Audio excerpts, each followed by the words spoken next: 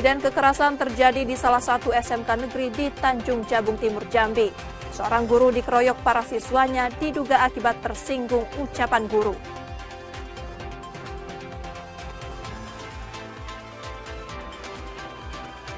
Seorang pria ditangkap di Pangkal Pinang.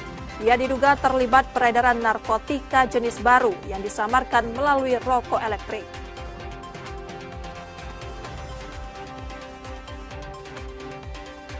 Polda Aceh memulai pematangan lahan pembangunan hunian tetap untuk korban banjir di Aceh Tamiang.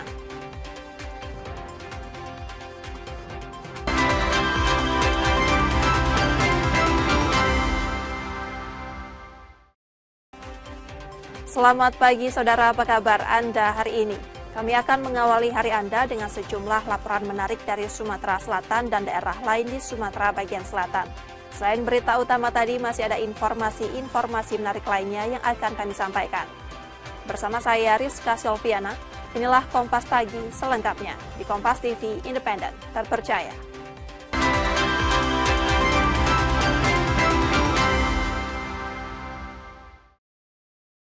Kami awali Kompas Pagi, saudara, diduga melakukan pelecehan pada anak di bawah umur. Seorang pria di Palembang dihukum warga satu kampung. Pelaku kemudian diserahkan ke polisi. Warga satu kampung di seberang Ulu 2 Palembang mendadak berkerumun di sebuah rumah untuk menangkap menantu pemilik rumah M pada Selasa 13 Januari 2026 malam lalu. Pria 51 tahun itu akan ditangkap warga karena diduga telah melakukan pelecehan pada anak 14 tahun. Setelah tertangkap, warga yang marah kemudian menghukum pelaku hingga babak belur. Pelaku diselamatkan polisi dari Polsek Seberang Ulu 2 Palembang yang kemudian mengamankan pelaku. Aksi pelaku diketahui setelah korban yang awalnya ketakutan memberanikan diri menceritakan pada keluarga. Tadi sudah diterima ada serahan tersangka dari Polsek Seberang Ulu 2 terkait adanya pencabulan dan pemerkosaan anak di bawah umur. Untuk korban ada dua, satu anak tiri, satu keponakan tiri dari pelaku. Pelaku kini berada di unit PPA Polrestabes Palembang untuk pemeriksaan lebih lanjut. Yudi Kiswanto, Kompas TV, Palembang, Sumatera Selatan. Sementara itu, insiden kekerasan terjadi di salah satu SMK negeri di Tanjung Jabung Timur, Jambi. Seorang guru dikeroyok para siswanya. Insiden diduga dipicu ketersinggungan siswa dengan ucapan gurunya.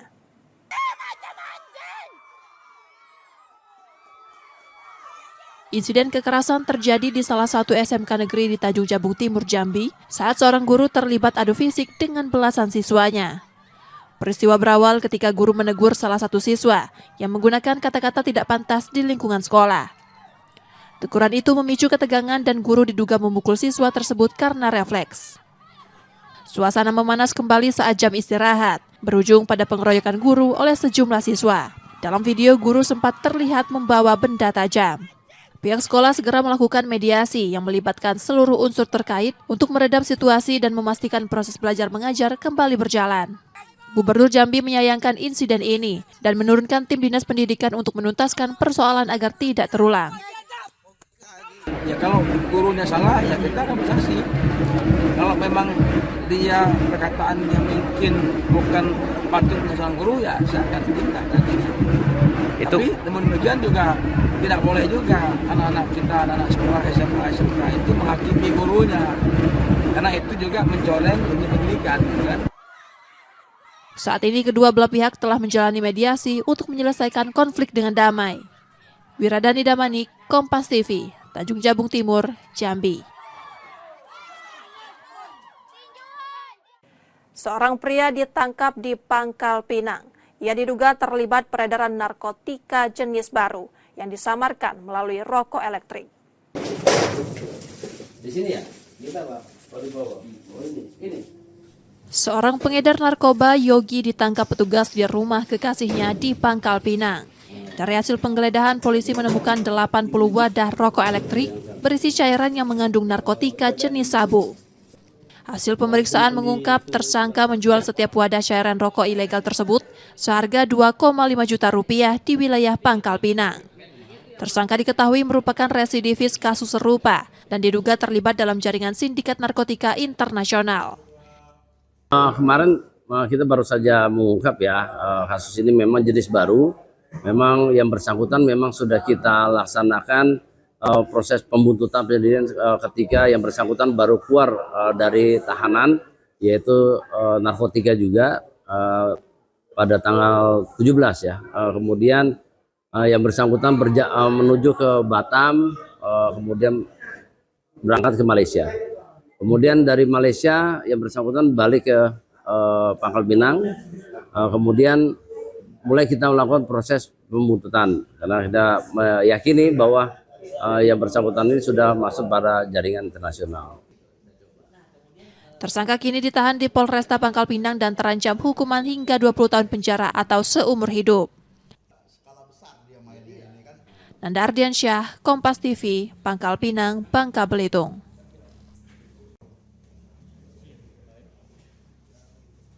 Dua pelajar SMK di Bandar Lampung ditangkap polisi karena kedapatan menyimpan tembakau sintetis. Saat dikejar, keduanya melarikan diri menggunakan mobil dan menabrak motor petugas serta warga. Apa itu, Gil? Bro, apa itu? Polisi menangkap dua pelajar SMK di Bandar Lampung setelah kedapatan membawa 37 gram tembakau sintetis Sabtu 10 Januari 2025 lalu di kawasan Stadion Pahoman. Mobil yang dikendarai keduanya mencurigakan saat patroli rutin. Namun saat didekati, pelajar HR dan MH justru kabur hingga menabrak dua motor patroli. Nah, ternyata hasil pengembangan, pemeriksaan, mereka beli secara mapping sebesar 25 gram. Kemudian mereka mencampur lagi dengan tembakau rokok yang biasa untuk bisa menghasilkan jumlah yang lebih besar. Jadi modal mereka adalah 1,7 juta. Rencananya dengan modal itu mereka akan bisa mendapat keuntungan sekitar 3 juta. Jadi kedua pelajar kini ditahan di Polresta Bandar Lampung, sementara polisi masih mengembangkan kasus untuk mengungkap jaringan peredaran narkoba tersebut. Roma Afria Idam, Kompas TV, Bandar Lampung, Lampung. Warga Padang Guci, Kaur, Bengkulu menemukan bayi perempuan di semak belukar dekat jembatan. Ibu kandung bayi ditangkap polisi setelah dirawat di rumah sakit. Ini posisi bayinya masih hidup. Seorang warga curiga dengan gerak-gerik pengendara motor dan menemukan bayi perempuan baru lahir di atas rerumputan. Kondisinya membiru karena kedinginan. Warga segera menghubungi polisi dan bayi langsung dibawa ke puskesmas untuk mendapat perawatan. Tak lama polisi menangkap pelaku yang merupakan ibu kandung bayi yang mengalami pendarahan dan dilarikan ke Rumah Sakit Mana, Bengkulu Selatan. Anggota piket ke lokasi, cek TKP bersama-sama dengan dari Dinas Kesehatan dari puskesmas.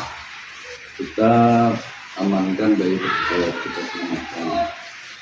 Selain ibu bayi, dua pria yang mengantar pelaku membuang bayi juga ditangkap. 3.000 gram dan panjang 50 cm. Untuk saat ini keadaan bayinya sudah jauh lebih baik dari tadi. Sudah dapat penanganan dari petugas dari puskesmas dan Kementerian. Kondisi bayi saat ini terus membaik di bawah perawatan dokter dan bidan. Tim Liputan, Kompas TV, Bengkulu. Setelah jeda, saudara, kami masih akan kembali lagi dengan informasi dan sorotan menarik lainnya. Tetaplah di Kompas Pagi.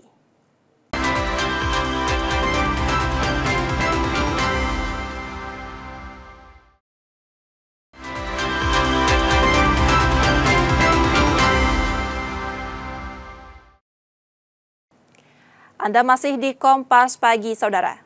Informasi dari Bengkulu. Kejaksaan Tinggi Bengkulu kembali mengembangkan dugaan korupsi tambang yang merugikan negara hingga 1,8 triliun rupiah. Seorang tersangka baru ditetapkan, yakni mantan Kepala Dinas Pertambangan dan Energi Bengkulu Utara yang diduga menerima suap dalam kasus ini. Usai menjalani pemeriksaan sejak Rabu 14 Januari 2026 siang, Kejaksaan Tinggi Bengkulu menetapkan satu tersangka baru dalam dugaan korupsi tambang yang merugikan negara sebesar 1,8 triliun rupiah. Tersangka FM merupakan mantan Kepala Dinas Pertambangan dan Energi Bengkulu Utara pada 2007. FM diduga menyalahgunakan kewenangan dalam penerbitan izin pertambangan yang tidak sesuai prosedur hukum, menyusul terbitnya keputusan Bupati terkait pemindahan kuasa pertambangan yang melibatkan PT RSM. Diduga dia ada menerima sesuatu dari pengurusan tersebut. Untuk besarannya itu kurang lebih 600 juta rupiah. Diterimanya dari siapa tuh? Diterimanya itu kita nanti akan dalami, kita akan uraian faktanya nanti di persidangan karena kami tim penyidik tidak bisa membukanya pada saat ini. Selain pelanggaran prosedur, FM juga diduga menerima aliran dana sebesar 600 juta rupiah untuk memuluskan proses penerbitan izin pertambangan. Hingga kini Kejati Bengkulu telah menetapkan total 14 tersangka dalam dugaan korupsi pertambangan tersebut. Bayazil Ar-Raihan, Kompas TV, Bengkulu. Diduga kehilangan kendali, satu truk trailer menghantam truk tronton di Jalan Bypass Alang-Alang Lebar, Palembang, Sumatera Selatan. Kecelakaan memicu kemacetan panjang di sekitar lokasi.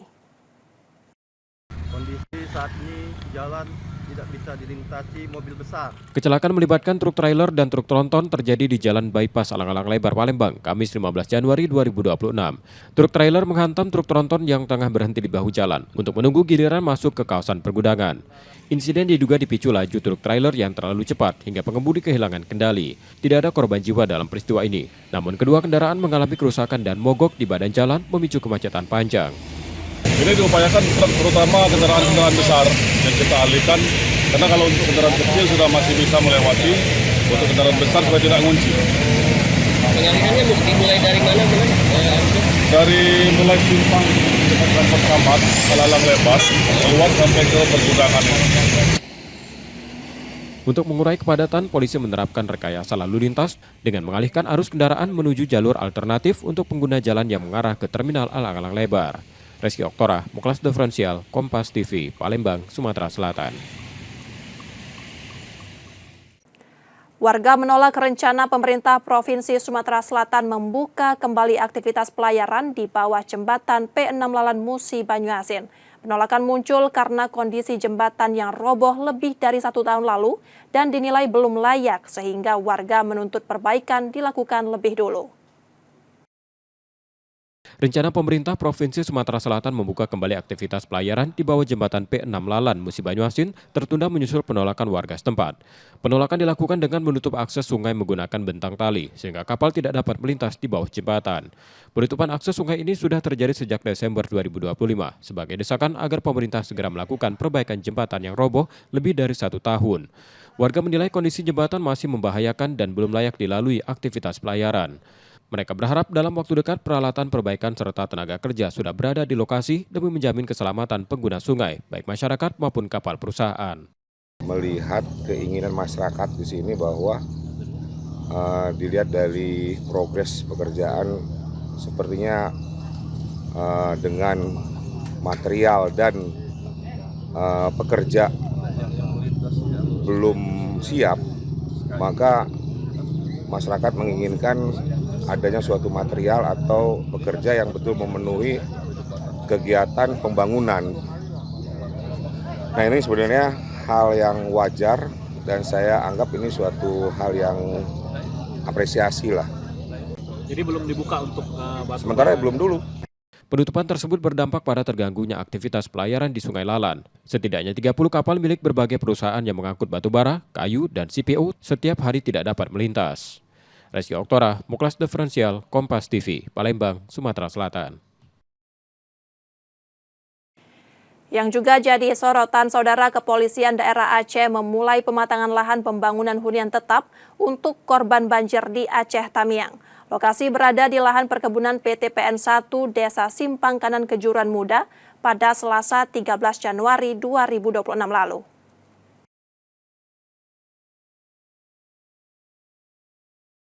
Kepolisian Daerah Aceh memulai pematangan lahan pembangunan hunian tetap untuk korban banjir di Aceh Tamiang. Peluncuran dilakukan di lahan perkebunan PT PN1 Desa Simpang Kanan Kejuruan Muda pada Selasa 13 Januari 2026 lalu. Pembangunan hunian ini menjadi bagian dari percepatan pemulihan pasca bencana dengan fokus menyediakan tempat tinggal layak warga terdampak banjir. Meski proses administrasi masih berjalan, pembangunan tetap dimulai dengan menyiapkan lahan dan perencanaan logistik secara terukur. Dalam pelaksanaannya, pembangunan ini direncanakan melibatkan tenaga kerja dan sumber daya lokal untuk mempercepat proses sekaligus mendorong pergerakan ekonomi masyarakat setempat. Para masyarakat, mari sama-sama membantu kita memperlancar kegiatan ini. Jangan justru nanti mempersulit. Apa yang diharapkan oleh pemerintah tetap dilaksanakan. Pokoknya bersabar, pemerintah selalu hadir di hati masyarakat. Sejumlah kebutuhan dasar seperti pasokan listrik dan air bersih juga menjadi perhatian dengan koordinasi lintas sektor untuk memastikan seluruh fasilitas pendukung dapat terpenuhi. Tim Liputan, Kompas TV, Aceh Tamiang, Aceh. Usai jeda, saudara, kami masih akan kembali lagi. Tetaplah di Kompas Pagi.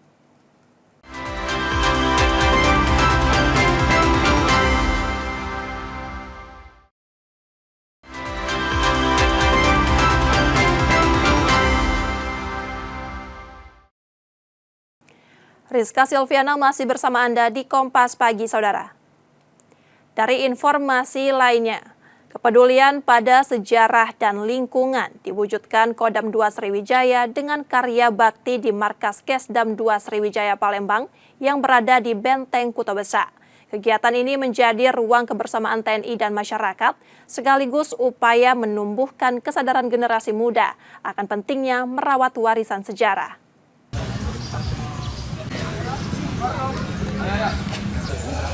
Prajurit dan PNS Kodam 2 Sriwijaya menggelar karya bakti di Markas Kesdam 2 Sriwijaya Palembang pada Kamis 15 Januari 2026 pagi.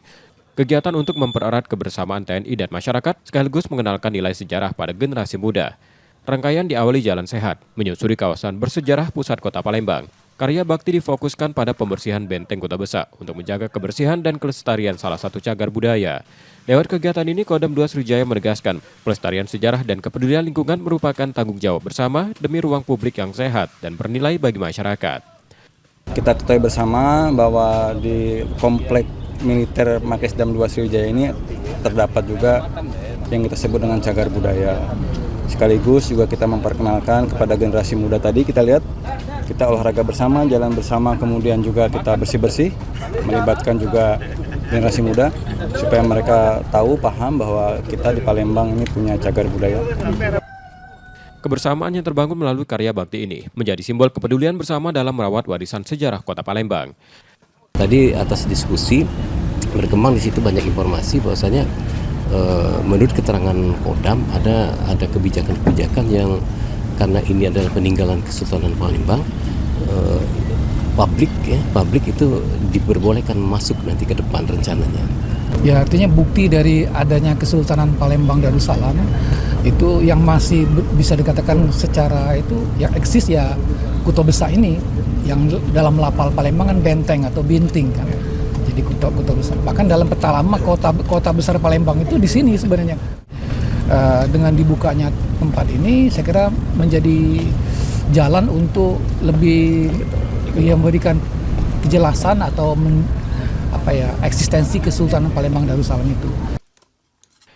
Dari langkah sederhana tumbuh kesadaran pentingnya melindungi nilai masa lalu. Harapannya ruang bersejarah seperti Benteng Kuto Besa terus hidup sebagai pusat aktivitas positif yang menghubungkan generasi hari ini dan masa depan.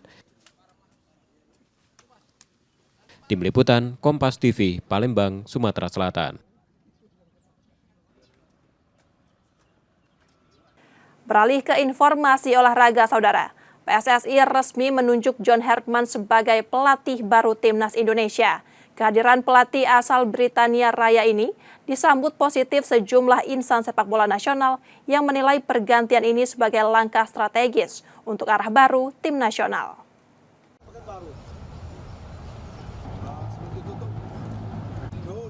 Mantan pelatih Timnas Indonesia Neil Maizar menyambut positif penunjukan John Herman sebagai pelatih anyar Timnas Indonesia.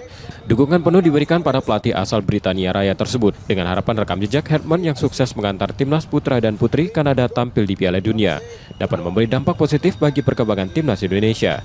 Sambutan serupa juga datang dari Sahari Gultom, pelatih kiper Timnas Indonesia U23 pada SEA Games Thailand 2025. Jadi mungkin kita tunggu aja, karena dengan lamanya di Kanada dia mendesain program latihan untuk putri dan putra sampai masuk Piala Dunia. Ya nanti kita tunggu, kita harus sabar apa namanya blueprint yang dia bicarakan ke PSSI. Harapan kita hanya itu, dia bisa menghandle tim, bisa ke level yang lebih tinggi dari kemarin dan bisa masuk ke dunia 2002. Saya yakin lah ya, dengan kehadiran pelatih baru bisa membuat sepak bola kita minimal dulu di Asia Tenggara, baru kita bicara Asia, nanti baru kita bicara World Cup. Kehadiran pelatih timnas dinilai membawa optimisme baru sekaligus harapan agar timnas Indonesia mampu melangkah lebih baik dan kompetitif di masa mendatang. Nur Muhammad, Kompas TV, Palembang, Sumatera Selatan.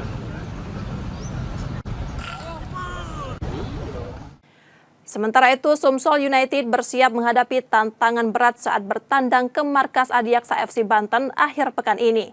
Meski tampil di kandang lawan, Sumsel United menargetkan hasil positif demi menjaga persaingan dan mempertahankan posisi di papan atas klasemen grup 1.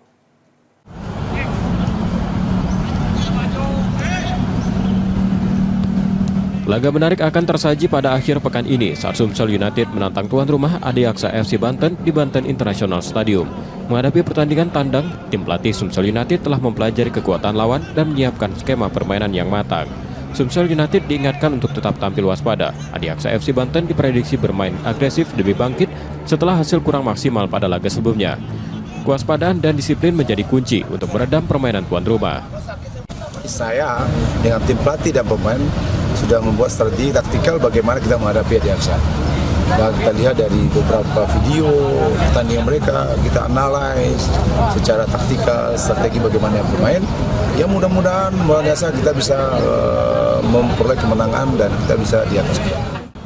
Saat ini Sumsel United menempati posisi kedua klasemen sementara grup 1 dengan koleksi 27 poin. Terpaut 2 angka dari pemuncak klasemen Garuda Yaksa FC yang mengantongi 29 poin. Nur Muhammad, Kompas TV, Palembang, Sumatera Selatan. Saudara kami jeda sejenak, setelah itu kami masih akan kembali. Tetaplah di Kompas Pagi.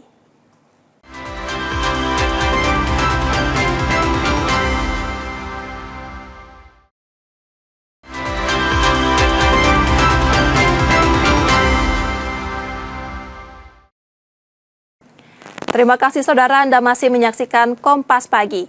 Jika Anda tidak sempat menyaksikan sorotan utama kami, berikut laporan utama Kompas Pagi hari ini.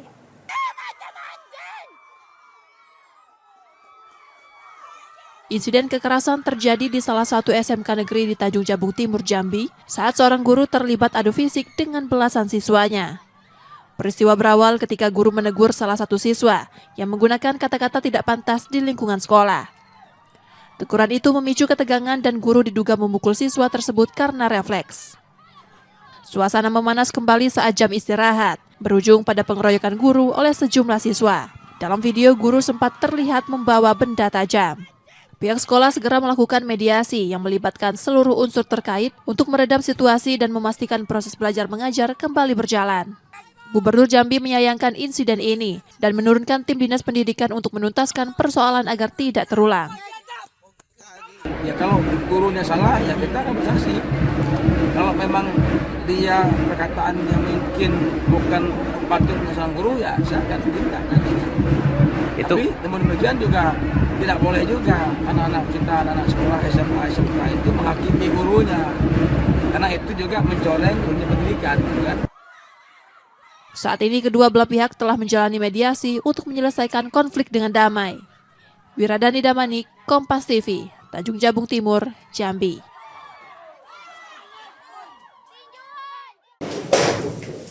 Di sini ya? Di bawah. Oh, di bawah. Oh, ini. Seorang pengedar narkoba, Yogi, ditangkap petugas di rumah kekasihnya di Pangkal Pinang. Dari hasil penggeledahan, polisi menemukan 80 wadah rokok elektrik berisi cairan yang mengandung narkotika jenis sabu. Hasil pemeriksaan mengungkap tersangka menjual setiap wadah cairan rokok ilegal tersebut seharga 2,5 juta rupiah di wilayah Pangkal Pinang.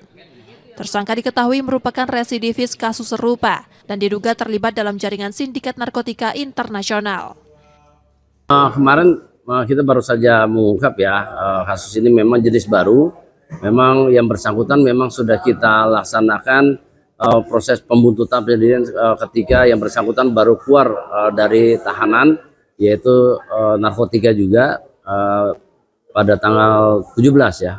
Kemudian yang bersangkutan menuju ke Batam, kemudian berangkat ke Malaysia. Kemudian dari Malaysia yang bersangkutan balik ke Pangkal Pinang, kemudian mulai kita melakukan proses pembuntutan karena kita meyakini bahwa yang bersangkutan ini sudah masuk pada jaringan internasional. Tersangka kini ditahan di Polresta Pangkal Pinang dan terancam hukuman hingga 20 tahun penjara atau seumur hidup. Nanda Ardiansyah, Kompas TV, Pangkal Pinang, Bangka Belitung.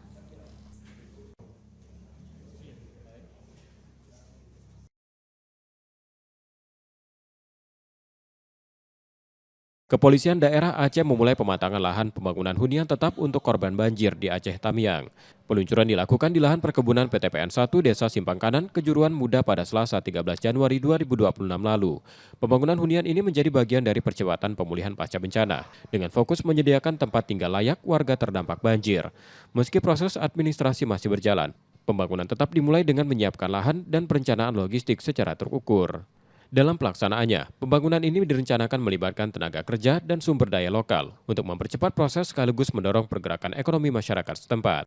Para masyarakat, mari sama-sama membantu kita memperlancar kegiatan ini. Jangan justru nanti mempersulit apa yang diharapkan oleh pemerintah tetap dilaksanakan. Pokoknya bersabar, pemerintah selalu hadir di hati masyarakat. Sejumlah kebutuhan dasar seperti pasokan listrik dan air bersih juga menjadi perhatian dengan koordinasi lintas sektor untuk memastikan seluruh fasilitas pendukung dapat terpenuhi. Tim Liputan, Kompas TV, Aceh Tamiang, Aceh. Informasi tadi saudara menjadi akhir dari Kompas pagi hari ini. Saudara, media adalah pilar yang menjaga keseimbangan informasi.